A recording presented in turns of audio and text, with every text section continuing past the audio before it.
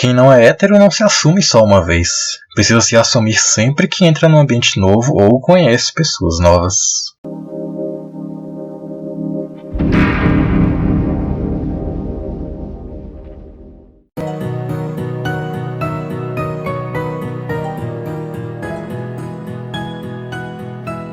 Agregando mais um papel sobre o clipe que estão os breves relatos de experiência da vida cotidiana, eis mais um momento que fui confrontado com este fato. Segue um relato que me ajudou a chegar nessa conclusão. Comecei nesse semestre a estudar com um garoto e uma garota naturais de outro país, colombianos que saíram do interior de seu país para vir para o Brasil fazer pós-graduação. Naturalmente, por estarmos almoçando no mesmo restaurante universitário e pegando a mesma fila, começamos a conversar nós três. Conforme me davam essa liberdade, fui perguntando-os quanto ao país em que moravam e sobre as diferenças culturais que sentiam ao chegar no Brasil. Eles me perguntavam de volta sobre o lugar em que eu morava, enquanto inevitavelmente eu tinha nas minhas indagações reforço de alguns estereótipos quanto à cultura de países latinos, sem qualquer má intenção, apenas por pura ignorância. Eles também já haviam se apropriado de alguns estereótipos sobre os baianos, e me questionaram sobre estes na mesma situação. Falei do quanto gosto do lugar de onde vim e onde nasci, comentei sobre as comidas, capoeira e coelho de Salvador que comumente alguém de fora atribui a toda a Bahia, apesar do estado possuir uma grande diversidade cultural. Durante a conversa, tive vontade de perguntar mais de uma vez se os dois eram um casal. Até então só os havia visto juntos e eles pareciam ser muito próximos e mantinham contato corporal frequente. Reparei por mais de uma vez que o colombiano parecia desviar o olhar quando eu falava a garota com entusiasmo ou quando ela ria de algo que eu dizia. Parecia-me um pouco incomodado. E nos momentos em que eu percebi aquilo, buscava voltar minha atenção para ele e tentar inseri-lo de volta na conversa e mantinha nele meu foco por algum tempo. Contive-me de fazer a pergunta buscando o melhor momento de lançar a questão. No entanto, acredito fortemente que duas ou mais pessoas que iniciam a conversa não limitam sua conversa apenas a um plano.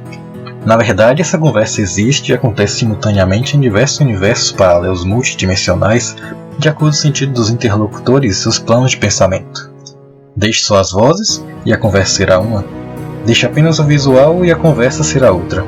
Pode-se fazer isso com o corporal, observando como os corpos se movem, os pensamentos de cada um, pensamentos de outro. E em cada uma dessas esferas podem estar acontecendo conversas diferentes, só que apenas conseguimos absorver as que acontecem em algumas esferas graças à subjetividade de cada um. E pensando nisso, certamente estava ocorrendo ali uma outra conversa em outra esfera, em que aquele texto que eu emitia e interpretava com as minhas mudanças de postura também estava sendo lido e interpretado, e dialogado, pois eventualmente surgiu uma pergunta pela qual eu não esperava que veio de súbito do colombiano. Você tem namorada? Com isso, essas duas conversas que estão acontecendo no acústico e no visual encontraram interseção dentro da minha cabeça. Concluí. Estou certo? Ele está claramente incomodado. E agora lançou de vez o ultimato a fim de que eu me toque de que estou mexendo com a garota dele, como uma maneira de declarar seu território sobre aquela pessoa. As engrenagens do meu cérebro giraram a todo vapor, mas precisei ser rápido a fim de manter o fluxo das coisas andando. E então respondi. Não tenho namorada. Mas, lá no lugar onde eu moro, tenho muitos amigos e alguns ótimos familiares. E discorri sobre o quanto sentia saudade deles e do quanto ter entrado na faculdade ajudou-me com isso e etc. Mantive o falatório até que, em um momento que pude finalmente tomar fôlego, repeti várias vezes mentalmente o que eu realmente gostaria de ter dito.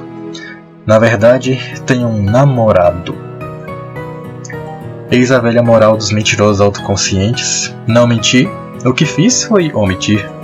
Mas esconder este fato dessa maneira foi tão rude e ingrato com toda a cadeia de eventos que possibilitou que aquilo se concretizasse que a omissão desse fato não pode se configurar como outra coisa senão a mentira colossal.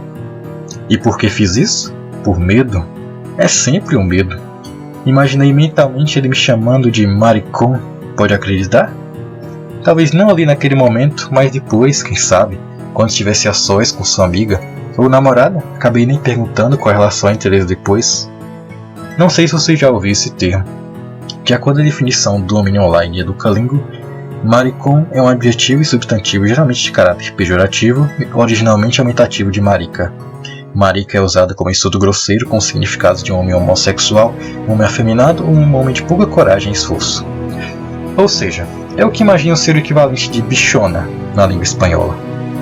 E aqui tenho a coragem de discorrer sobre o que esse medo imbecil significa, mas posso ao invés sintetizar tudo em algo simples.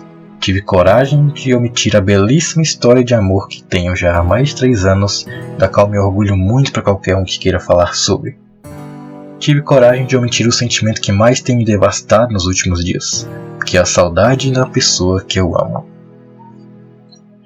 Perceba que aquela situação poderia admitir uma interpretação completamente diferente da que eu tive daquele contexto. Pode ser que na verdade ele estivesse sim reparando o quanto eu estava me divertindo com ela e, de algum modo, pensou se poderia existir de alguma maneira uma atração entre a gente e, amigo como era da moça, buscou lançar a pergunta simplesmente como um modo de captar de uma vez aquele detalhe que poderia ser determinante no meu sucesso da interação com ela. Outra possibilidade era de que o colombiano também tivesse sexualidade distante do habitual, assim como eu e que, de alguma maneira, estivesse buscando um pretexto para me perguntar se eu também tinha essa sexualidade diferente. No meio da conversa ele poderia ter jogado esse "Você tem namorada?" apenas como um ultimato, uma outra maneira muito comum de perguntar a um homem do qual se tem dúvidas de sua sexualidade qual a situação dele em relação a esta. Recurso que penso ser genial, pois é uma pergunta comum e inofensiva que naturalmente ocorre também entre 2 caras heterossexuais que estão se conhecendo. Talvez, na verdade, pode ser que este uso para a pergunta nunca existiu e eu estou apenas afundando demais meus devaneios, mas pode ser que de fato, ao perguntar se eu tinha namorado, ele gostaria de saber se sou hétero, na verdade. E assim, omitir a verdade se torna algo totalmente sem sentido ou desnecessário nesse contexto.